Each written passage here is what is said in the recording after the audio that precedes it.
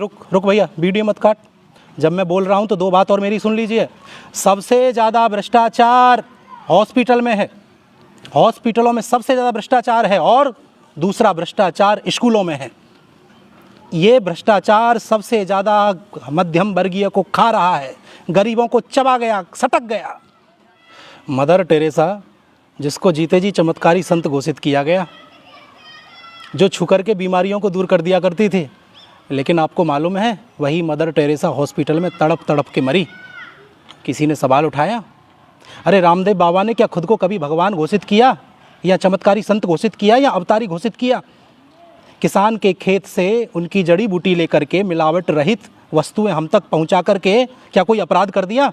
या माल्या नीरव मोदी की तरह देश को लूटने का अपराध किया? या हाफिज सईद दाऊद आदि जैसे आतंकवादियों जैसा कोई कार्य किया, या वैश्विक अपराध किया? आप अपनी जेब कटवा करके फेयर एंड लवली अपने गालों पर रगड़ते रहे इतने सालों से, क्या गोरे हो पाए? आपने कभी सवाल किया, क्या पूछा? जो कोलगेट, जो हड्डियों का चूरा इतने समय से 60 साल से लगभग जो दांतों पर हम रगड़ते रहे, कभी आपने विचार किया कि एक साधारण संत बाल कृष्ण उसी कोलगेट को वेद शक्ति बनाने पर मजबूर कर देगा? आपको तकलीफ रामदेव बाबा से है, इन कंपनियों से नहीं, क्योंकि ये कंपनियां तुम्हारी रिश्तेदार लगती हैं ना, क्योंकि ये सारा का सारा फंड भारत सरकार को दे देती हैं, हमारे भारत में इनका पैसा लगता है। अरे मेरे भाई बहन, मैं आपसे पूछना चाहता हूँ, आपको मालूम है एक वो कंपनी है जॉनसन, जिसको 32,000 करोड़ का जुर्माना किया गया? आप गूगल करके देखिए, आज भी उसके प्रोडक्ट बाजारों में चल रहे हैं और हम बड़े जोर शराबे से खरीद रहे हैं उन्हें। कभी आपने सवाल पूछा कि इसको बैन क्यों नहीं किया? क्या आपने कभी ऐसी पोस्ट डाली? अरे अपने त्यौहार और अपने संतों का मजाक बना करके आप समझते हो, गाली दे करके आप समझते हो कि आपने बहुत बड़ा काम कर लिया। अगर रामदेव बाबा और बालकृष्ण को गाली दे करके आप 30 मार्खा बनते हो, या फिर आप ये सोचते हो कि आपको भारत रत्न मिल जाएगा? अरे ऊपर बैठ करके भगत सिंह, राजगुरु, आज़ाद, सावरकर, चंद्रशेखर आदि भी ये सिर पीटते होंगे अपना, ये विचार करते होंगे कि हमने किन निकम्मों के लिए अपने आप को खामखा फांसी पर चढ़ा दिया। अरे एक बार विचार करिएगा मेरे भाई बहन, एक बार विचार करना कि क्या होगा इससे, किसका फायदा होगा, हम किसके मोहरे बने हुए हैं। पतंजलि ने बंदूक की नोक पर आपको लूटा नहीं है, आपकी जेब नहीं काटी रामदेव बाबा ने, बालकृष्ण जी ने समोसा चटनी ताबीज भभूत के नाम पर आपको उल्लू बनाने का काम नहीं किया।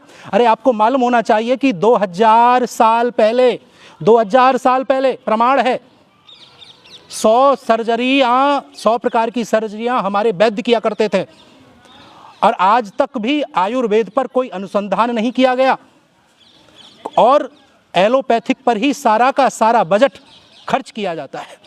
जरा विचार करना चाहिए धर्म प्रेमियों। मैं रामदेव बाबा के यहाँ 7-8 दिन योग ग्राम में रह करके आया हूँ। ऐसी ऐसी असाध्य बीमारियाँ वहाँ मैंने ठीक होती हुई देखी हैं, जिसका मैं आपको बता नहीं सकता हूँ, मैं उसका खुद गवाह हूँ। मैंने देखा, और कोरोनिल जिसने खाई वह कोरोना से बच गया। मैं भी कोरोना की चपेट में आया था। कथा करता हूँ, 244वीं मेरी जीवन की कथा चल रही है। इतने सारे लोगों को मैंने देखा है जिन्होंने कोरोनिल खाई, वो कोरोना से बच गए, उनको कोरोना नहीं हुआ, और कोरोना हुआ तो घर पर ही वह ठीक हो गए, काढ़ा पी करके ही ठीक हो गए। और एम्स ने भी, अभी कल परसों मैंने अखबार में देखा था, एम्स ने भी ये दावा किया कि आयुर्वेद से ही सबसे ज़्यादा कोरोना के मरीज ठीक हुए हैं। मजाक बना देते हैं अपने त्यौहार का, शर्म नहीं आती? अपने देवताओं का, अपने शास्त्रों का, अपने आयुर्वेद का मजाक बना देते हैं। तुम्हें मालूम है ज़मीन बिक गई, 20-25 लाख रुपया डॉक्टर को दिया, जब डेड बॉडी दी, 20-25 लाख रुपया खर्च करके भी जीवित नहीं रह पाए, बच नहीं पाए। कहने का मेरा मतलब ये है कि मुझे नहीं कहने चाहिए, मैं तथाकथित डॉक्टरों की बातें कर रहा हूँ, तथाकथित हॉस्पिटलों की बातें कर रहा हूँ, कि उन हॉस्पिटलों में वेंटिलेटर पर मृतक व्यक्ति को कई कई दिन रख करके अपनी जेबें भरते रहते हैं ये लोग। ये कौन सी संस्था है जो रामदेव बाबा पर उंगली उठा रही है, 1000 करोड़ लेने की बात कर रही है? तुम्हारी आंखें फट गई? क्या तुम देश का भला नहीं देख सकते? इस देश में रहते हो, इस देश का खाते हो कम से कम। अरे आज के मनुष्य से ज़्यादा तो कुत्ता वफादार है, जिसकी रोटी खाता कम से कम उसके लिए भौंकता तो है, उसके लिए पूरी रात भर पहरा तो देता है। लेकिन तुम अपने देश के विपरीत बोलते हो, देश के खिलाफ पोस्ट डालते हो। शर्म आनी चाहिए।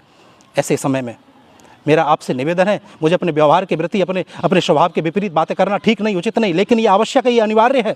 और मैं आप लोगों से प्रार्थना करता हूँ, निवेदन करता हूँ, ऐसी पोस्टों को बिल्कुल शेयर मत करिए।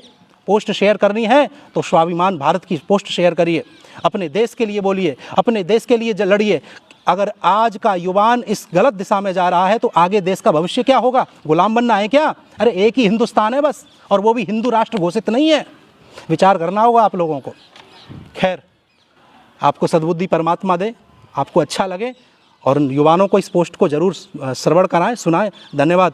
जय श्री कृष्ण। राधे राधे।